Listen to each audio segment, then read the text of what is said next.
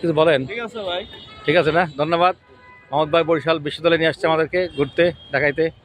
আর মাহবুব ভাই ঘুরতে আসছে না ছবি তুলতে আসছে, নতুন গেঞ্জি পড়ছে মহাব্বর বাবু ছবিটার জন্য ভার্সিটির ভাব। আর আমার শ্বশুরবাড়ি আসছে আমাদের ইসমাইল সাহেব, বরিশাল শ্বশুরবাড়ি। আমার কি আমি জানি না, আমি ঘুরতে আসছি, আমি ঘুরতে আসছি। ওই পড়ে পা